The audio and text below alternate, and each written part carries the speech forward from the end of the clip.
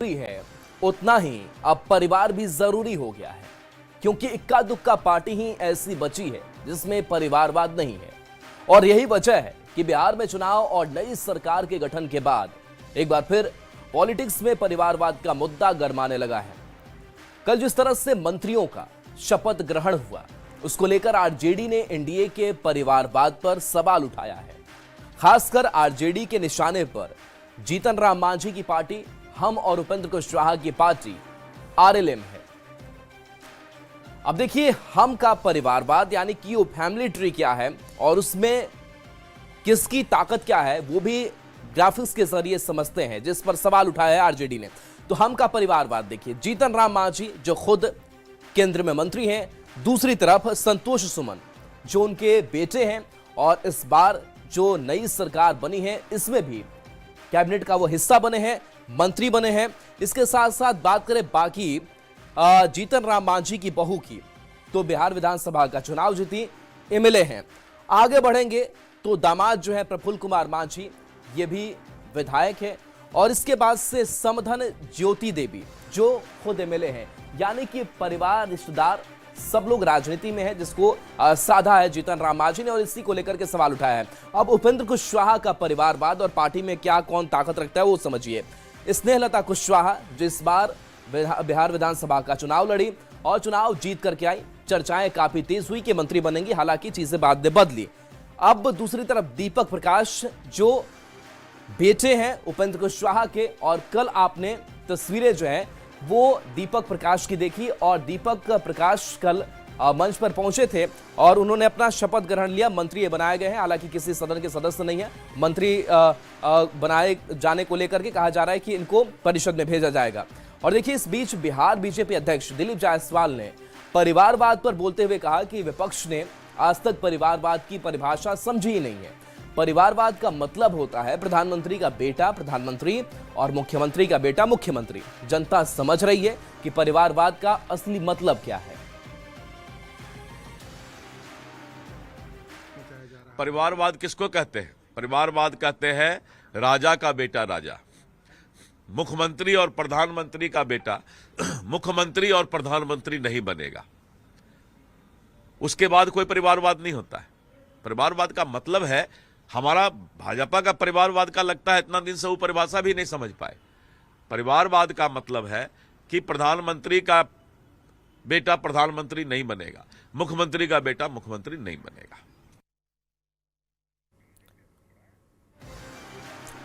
तो परिवारवाद के सवाल पर आरजेडी ने भी जवाब दिया और पूछा है कि अब तो एनडीए के बड़े नेताओं को इस पर जवाब देना चाहिए, जो आरजेडी पर आरोप लगा रहे थे। ऊपर आरोप लगाए जाते थे, आज तो सब सामने है, इसका जवाब तो देना पड़ेगा ना आदरणीय प्रधानमंत्री जी को, आदरणीय मुख्यमंत्री जी को। ये तो पूरी तरह से एक्सपोज हो गए। प्रधानमंत्री मोदी लगातार परिवारवाद पर निशाना भी साधते रहे। इसलिए हमने कहा कि अब ये क्या कहेंगे, जिनके वो सूप में ही हजारों छेद हो, वो चलने पर क्या सवाल खड़े करेंगे।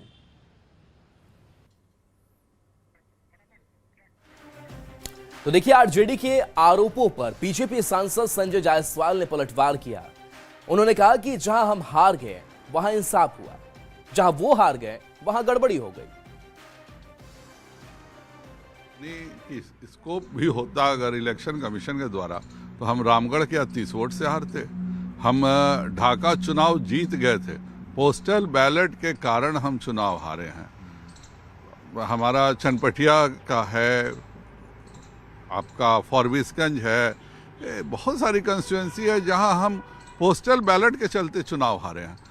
भारतीय जनता पार्टी में काफ़ी बहुत बड़े बड़े नेता हैं, पर उनमें से किसी के भी बच्चों को टिकट पार्टी ने नहीं दिया। और जो ये इल्ज़ाम लगा रहे हैं, पहले वो कसम खाएं कि लालू यादव का परिवार आरजेडी में शामिल नहीं होगा। जेडीयू प्रवक्ता नीरज कुमार ने आरजेडी पर जोरदार निशाना साधा। उन्होंने कहा कि राष्ट्रीय जनता दल को परिवारवाद पर बोलने का कोई हक नहीं है। 100 चूहे खाकर बिल्ली हज पर चली।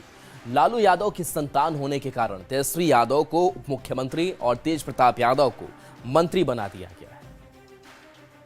जनता दल को तो परिवारवाद पर बोलने का नैतिक दायित्व और बोध भी नहीं है, क्योंकि आप तो परिवारवाद के उस संस्करण के हैं कि पार्टी ही परिवार है, परिवार ही पार्टी है। नहीं तो आखिर क्या उपलब्धि है? ना अनुभव उनके पास, केवल लालू जी का बेटा होने के चलते विधायक नहीं, सीधा तेजस्वी यादव को उप मुख्यमंत्री बना दिया गया। जनता भी मुस्कुरा रही है कि 100 चूहा खाके बिल्ली चली हज करने। इधर बीजेपी के राष्ट्रीय प्रवक्ता शाहनवाज हुसैन ने भी एनडीए में परिवारवाद पर बीजेपी और सहयोगी दलों का बचाव किया है। आई उसको सेवा का मौका मिला और आरजेडी के लोगों को कोई कुछ नहीं मिल रहा है इसमें, तो कह रहे हैं परिवारवाद के 10 लोग हैं। वो पहले से विधायक थे, कई जो बने हैं वो लोग बीजेपी के नेता हैं।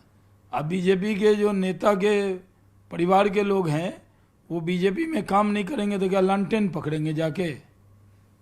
जब जिनके पिताजी नहीं हैं, नितिन नवीन जी के पिताजी नहीं हैं, श्रेयसी सिंह के पिताजी नहीं हैं, ये लोग तो बीजेपी में ही काम कर रहे हैं। लेकिन उपेंद्र कुशवाहा के बेटे जो कि किसी सदन के मेंबर नहीं है, उसको लेकर के आरजेडी के लोग सवाल खड़ा कर रहे हैं। हमारे एलाइज हैं, उन्होंने तय किया कि उनके जो विधायकों में की जगह अपने पुत्र को बनाएं, क्योंकि वो पार्टी को आगे बढ़ाना चाहते हैं। उन्होंने जो नाम दिए वो नाम तय किया गया और एक युवा को मौका दिया, पढ़ा लिखा नौजवान है, क्यों इतराज़ हो रहा है किसी को? वो एमएलसी बनेगा और फिर मंत्रालय में अच्छे से काम करेगा। बिहार चुनाव नतीजों से निराश आरजेडी ने एक बार फिर धांधली का आरोप लगा दिया। पार्टी का दावा है कि कुछ विधानसभा सीटों पर पोस्टल बैलेट जानबूझकर रद्द किए गए, जिससे महागठबंधन के उम्मीदवार हार गए। आरजेडी ने इस पर पोस्ट किया और कहा कि 3 विधानसभा सीटों पर बैलेट पेपर के आंकड़े जारी कर यह दावा किया गया कि विपक्ष को हराने की साजिश के तहत बैलेट पेपर रिजेक्ट किए गए। पोस्ट में लिखा है कि जबरन बेईमानी से हराई गई सीटों के झकझोरने वाले ये आंकड़े हैं, जिसमें कुछ सीटों की चर्चा भी की गई है। देखिए, बिहार में चुनाव में जो परिणाम आए हैं उसमें किस तरह का खेल हुए यह स्पष्ट रूप से सामने आ गया। नवीनगर में 112 वोट से राष्ट्रीय जनता दल के प्रत्याशी की पराजय हुई, जिसमें से 132 पोस्टल बैलेट के वोट रिजेक्ट किए गए। आगियाओं में 95 वोट से भाकपा माले के उम्मीदवार की पराजय हुई, जिसमें 175 वोट बैलेट पेपर के रिजेक्ट किए गए। और संदेश विधानसभा में 27 वोट से राष्ट्रीय जनता दल की प्रत्याशी की हार हुई, जिसमें पोस्टल बैलेट के 360 वोट रिजेक्ट किए गए। इस तरह से बिहार में जो चुनाव परिणाम आए हैं यह स्पष्ट करता है कि कहीं ना कहीं चुनाव आयोग के माध्यम से खेल किए गए। चुनाव परिणाम के एक हफ्ते बाद भी आरजेडी मतदान और मतगणना में धांधली का आरोप लगा रहा है, जिस पर एक सुर में एनडीए नेताओं ने पलटवार किया है। तो देखिए, ये आपको सीटें दिखा रहे हैं, इसके साथ साथ एनडीए की तरफ से भी कहना यही है कि देखिए हमारी भी कुछ ऐसी सीटें देख लीजिए जहां पर काफी कम अंतर से हमारी हार हुई है। तो क्या यहां के लिए भी आप सवाल उठाएंगे या फिर कुछ कहेंगे? जो काम है वो कर रहे हैं।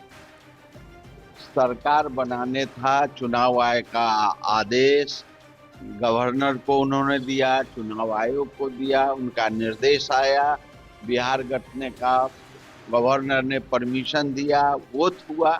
अब उनका जो काम है वो कर रहे हैं, हमारा जो काम है तो मैं कर रहा हूँ। तो ये उस दिन उनको जागना चाहिए था, वहाँ पर दावा आपत्ति करना चाहिए था ऑब्जर्वर के सामने। उस समय सोए हुए थे क्या? खेल केवल घड़ियाली आंसू बहाने से नहीं होता है, समय पर जागना होता है।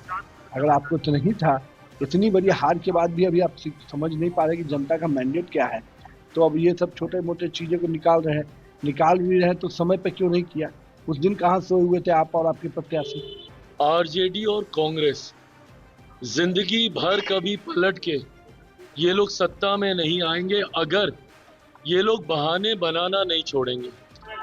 हर हार के बाद आपको एक ईमानदार मंथन करने की जरूरत है। भाई कौन नहीं गुजरा हार से? हम लोग गुजरे हैं ना। मेरे नेता, मेरे पिता 2009 की हार के बाद देखिए किस तरीके से 2014 में उन्होंने अपने आप को खड़ा करने का काम किया। 2021 में मुझसे मेरी पूरी पार्टी छीन ली गई, पर आज 2024 और 2025 में हम लोगों ने पुनः अपने आप को स्थापित करने का काम किया। क्यों? क्योंकि हम लोगों ने ईमानदार मंथन किया। 2020 के मेरे इंटरव्यूज निकाल के देखिए, मैंने कभी किसी दूसरे पे ठीकरा नहीं फोड़ा कि भाई मेरी पार्टी का प्रदर्शन अच्छा क्यों नहीं रहा। आरजेडी के एक पोस्ट पर जेडीयू नेता विजय चौधरी ने कहा कि उनके आरोप का कोई मतलब नहीं है। निर्वाचन आयोग ने इसका जवाब दे दिया है। उनके द्वारा आरोप लगाना ये कोई नई बात है। वो तो आज आरोप लगाए, कल अपने भूल जाते हैं। जब चुनाव आयोग या दूसरे लोग कहते हैं कि अगर आपके आरोपों में दम है तो उसको प्रमाणित करिए, तो फिर अपने ही आरोप से अलग हो जाते हैं। तो इस तरह के आरोप का कोई मतलब नहीं होता है। आप SIR में वोट चोरी का मुद्दा नहीं सुने थे कि एक देश के प्रधानमंत्री पद के दावेदार हैं और दूसरे उस समय मुख्यमंत्री पद के लिए एकदम उतावले थे। दोनों ने मुल्क के बिहार की जनता को कितना गुमराह किया था कि वोट चोरी हो रही है, वोट चोरी हो रही है। आरजेडी के आरोपों और दावों के उलट अब जरा इन आंकड़ों को देखिए। कई ऐसी भी सीट हैं जहां बेहद कम अंतर से एनडीए को हार का सामना करना पड़ा। ये सीट देखिए, रामगढ़ सीट की बात करें जहां बीजेपी की हार होती है, बीएसपी यहां जीतती है, मात्र 30 वोट का अंतर। और यही वो सीटें, यही जो आंकड़े हैं वो एनडीए की तरफ से एनडीए के नेता जो है वो दिखा रहे हैं कि देखिए हमारी भी कुछ ऐसी सीटें हैं जहां काफी कम अंतर से हम हारे हैं। सिर्फ आपकी वैसी सीटें नहीं, ढाका में बीजेपी हारी, आरजेडी की जीत होती है, 178 वोट का अंतर यहां होता है। दूसरी तरफ फारबिसगंज, चनपटिया, जहानाबाद, यहां भी 2 सीटों पर ये बीजेपी हारती है, कांग्रेस की जीत होती है, 221 और 602 वोट का अंतर होता है। दूसरी तरफ जहानाबाद में जेडीयू की हार होती है, आरजेडी जीत दर्ज करती है, 793 वोट का अंतर होता है। तो ये भी आंकड़ा जो है वो एनडीए की तरफ से जारी किया गया, जो 3 सीटों का आंकड़ा आरजेडी ने दिया और आरजेडी ने जो आरोप लगाए हैं उसके जवाब में। बढ़ते आगे, एआईएमआईएम प्रमुख असदुद्दीन ओवैसी ने कहा कि हम बिहार की जनता, विशेष तौर से सीमांचल की आवाम का शुक्रिया अदा करते हैं। हम तो बिहार की जनता का और सीमांचल की खास तौर से आवाम का और उन 5 विधानसभा से जहां पर हमारे उम्मीदवारों को वहां की आवाम ने कामयाब किया, हम उनका शुक्रिया अदा करते, अल्लाह का शुक्र अदा करते। बस यही। कांग्रेस नेता ऋषि मिश्रा ने चुनाव परिणाम के बाद अपनी पार्टी के अंदर छिड़े जंग को लेकर बड़ा बयान दिया है। उन्होंने कहा कि जो चुनाव परिणाम आया उसके लिए कोई एक व्यक्ति जिम्मेवार नहीं है। जब तक पार्टी में एकजुटता और बूथ लेवल पर कार्यकर्ता खड़े नहीं होंगे तब तक हम लोग चुनाव नहीं जीत पाएंगे। इस दौरान ऋषि मिश्रा ने चुनाव आयोग और सरकार पर भी निशाना साधा। किसी एक व्यक्ति को ब्लेम करना मसला का हल नहीं है। राहुल गांधी के रास्ते पे चलना, वो जो आपको वो बात करते हैं कि समाज के सभी वर्गों को साथ में लेके चलना, अम्बेडकर साहब की बात करते हैं, अधिकार की बात करते हैं, वंचित समाज को अधिकार की बात करते हैं, हमको उनकी बात करनी चाहिए। हमको कांग्रेस पार्टी को बात करनी चाहिए पंचायत लेवल पे। पंचायत लेवल ही क्यों, बूथ लेवल पे, बूथ पे कम से कम 10 वर्कर हमारा खड़ा हो। बिहार कांग्रेस से शोकॉज नोटिस मामले में बड़ी खबर, कांग्रेस के 43 नेताओं को नोटिस भेजा गया था। अब नोटिस से ये नाराज नेता धरने पर बैठ गए हैं। सदाकत आश्रम में धरना पर ये नेता बैठे हैं। प्रदेश नेतृत्व के खिलाफ इनका धरना चल रहा है। अल्लावरू और राजेश राम को हटाने की मांग हो रही है। तो देखिए, लगातार अपने बुरे परफॉर्मेंस से कांग्रेस गुजर रही है और ऐसे में जो अंतरकला है वो काफी समय से देखने को मिल रहा है। एक बार फिर से जिनको शोकॉज नोटिस जारी किया गया था वो नाराज नेता अब सदाकत आश्रम में धरने पर बैठ चुके हैं। अल्लावरू और राजेश राम के खिलाफ इन्होंने अपनी नाराजगी जाहिर की है और अल्लावरू और राजेश राम को हटाने की मांग हो रही है। तो देखिए, 43 नेताओं को नोटिस भेजा गया था और इस बार काफी खराब प्रदर्शन कांग्रेस का रहा, जिस पर कांग्रेस के कुछ नेताओं ने प्रदेश नेतृत्व पर सवाल उठाया, तो उनसे शोकॉज भी किया गया है। संजय ने इस पूरी खबर का जायजा लिया है, तस्वीर आपको दिखाते हैं। बिहार प्रदेश कांग्रेस ने एक साथ 43 नेताओं को शोकॉज नोटिस जारी किया और इन सभी से शोकॉज नोटिस का जवाब मांगा गया। लेकिन इस नोटिस का जवाब देने की बजाय कांग्रेस के नेता जो हैं वो सदाकत आश्रम में धरने पर बैठ गए हैं। इसमें पूर्व मंत्री हैं, पूर्व विधायक हैं और कई वरिष्ठ नेता हैं। जाहिर सी बात है, प्रदेश नेतृत्व को इन सभी ने चुनौती दी है। बैनर और पोस्टर के साथ ये यहाँ पर बैठे हुए हैं और इनका जो स्लोगन है इस पर थोड़ा ध्यान दीजिए, बिचौलियों को बर्खास्त करो, भाजपा के घुसपैठियों को कांग्रेस से बाहर करो, राजेश राम को बर्खास्त करो, कृष्णा अल्लावरू को बर्खास्त करो, जवाबदेही तय करो, तीनों प्रभारी सचिवों को बर्खास्त करो, चुनाव में और राहुल की यात्रा में हुए खर्चे की जांच हो, वित्तीय नियमितता की जांच हो। तो केवल ये प्रदेश नेतृत्व से विधानसभा चुनाव में टिकट वितरण को लेकर ही नाराजगी नहीं है, बल्कि पार्टी में भ्रष्टाचार का भी आरोप लगाया जा रहा है और पार्टी के कई वरिष्ठ नेता इस धरना प्रदर्शन में शामिल हैं। आनंद माधव भी हैं, हम उनसे बात कर लेते हैं। क्यों नाराजगी इतनी तल्ख? देखिए, नाराजगी के कारण स्पष्ट है, आपने खुद ही पढ़ के सुना दिया। जिस तरह से बिहार कांग्रेस को इन लोगों ने मिल के भाजपा के हाथ में खिलौना बन के बेचने का प्रयास किया, जिस तरह से भाजपा को ला के लोगों को ला के, आरएसएस के लोगों को ला के, जदयू को लोगों को ला के टिकट से यहाँ पे कराया, कोई पैरामीटर नहीं रखा। अपनी गलतियों को छिपाने के लिए जो कांग्रेस के समर्पित कार्यकर्ता उनको नोटिस दे रहे हैं, उनको कांग्रेस में रहने का कोई अधिकार नहीं है, चाहे वो कृष्णा अल्लावरू हो, चाहे वो राजेश राम हो, ये तीनों सचिव। देखिए भाई, सवाल तो हम लोग को पूछना था कि किस कारण से हुआ। ये तो उल्टे चोर कोतवाल को डांटे, वो हम ही लोग से हिसाब पूछते हैं। हिसाब तो हम लोग को लेना था उनसे। अभी फिरार है, यहाँ कोई है नहीं। वो आवे तो सामने राजेश राम जी, अल्लावरू जी, शकील अहमद खान साहब और ये पप्पू यादव। कौन सदस्य है पार्टी का भाई? नाराज नेताओं की तरफ से देखना होगा अब आज के इस धरना प्रदर्शन के बाद प्रदेश नेतृत्व का क्या रुख होता है। लेकिन फिलहाल कांग्रेस में कुछ भी ठीक नहीं लग रहा।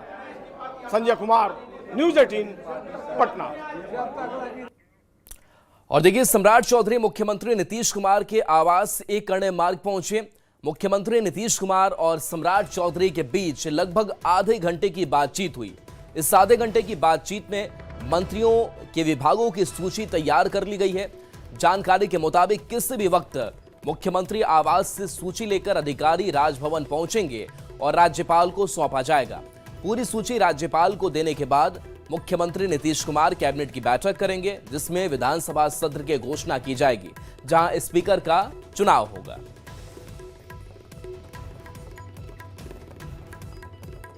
एनडीए सरकार के सत्ता में आने पर जेडीयू नेता विजय कुमार चौधरी ने कहा कि यह लोगों के भरोसे का प्रतीक है। इतनी बड़ी जीत तब तक नहीं होती जब तक जनता गठबंधन और उसके नेता नीतीश कुमार पर पूरा भरोसा न करे। की जनता के विश्वास का प्रतीक है। ये तो जोड़ी भारतीय राजनीति की अभी तक के इतिहास में सबसे हिट जोड़ी है।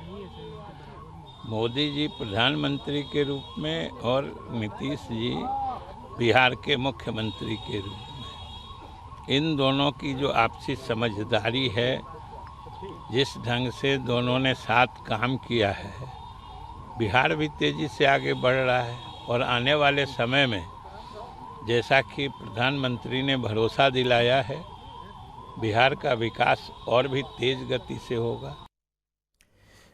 बिहार विधानसभा में एलजेपी आरवी की शानदार सफलता के लिए पार्टी के राष्ट्रीय अध्यक्ष चिराग पासवान ने सभी कार्यकर्ताओं और नेताओं का आभार जताया है। साथ ही भरोसा दिलाया कि आने वाले दिनों में जिन कार्यकर्ताओं ने पूरी लगन से पार्टी को इस मुकाम पर पहुंचाया, उन्हें सम्मान दिया जाएगा।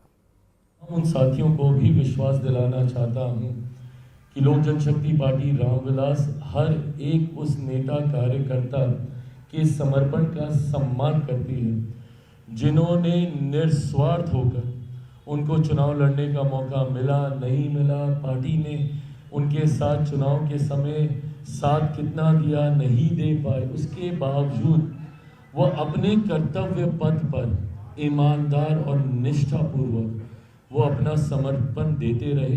पार्टी इस बात का सम्मान करती है और आने वाले दिनों में आप देखिएगा विभिन्न व्यवस्थाओं के माध्यम से हर उस पार्टी के नेता कार्यकर्ता का समावेश किया जाएगा, जिन्होंने ईमानदार तरीके से पार्टी के लिए समर्पण भाव दिखाते हुए कार्य करने का प्रयास किया। गुजरात में बीएसएफ की 176वें बटालियन कैंपस हरिपर भुज में बीएसएफ के 160वें स्थापना दिवस के मौके पर बोलते हुए केंद्रीय गृह मंत्री अमित शाह ने कहा कि दुर्भाग्य से कुछ राजनीतिक पार्टियां घुसपैठियों को खत्म करने के अभियान को कमजोर करने की कोशिश कर रही हैं। ये राजनीतिक पार्टियां एसआईआर और निर्वाचन आयोग की वोटर लिस्ट को साफ करने का विरोध कर रही हैं। मैं आज यह साफ करना चाहता हूं कि हम अकेले ही इस देश से सभी घुसपैठियों को निकाल देंगे। दुर्भाग्य की बात है कुछ राजनीतिक दल एक घुसपैठिया हटाओ का जो अभियान है इसको निर्बल करने में लगे। चुनाव आयोग द्वारा जो SIR की प्रक्रिया चल रही है इसका खिलाफत कर रहे हैं। इस देश में से एक एक घुसपैठिए को चुन चुन कर बाहर निकालेंगे, ये हमारा प्रण है। कोई घुसपैठिए को अधिकार नहीं है कि हमारी लोकतांत्रिक प्रणालिका को वो प्रदूषित करे। और मैं आगाह भी करना चाहता हूं उन राजनीतिक दलों को जो घुसपैठियों के संरक्षण में लगे हैं। बिहार के चुनाव देश की जनता का मैंडेट है और वो मैंडेट घुसपैठियों की उपस्थिति के खिलाफ। और चलिए न्यूज़ 18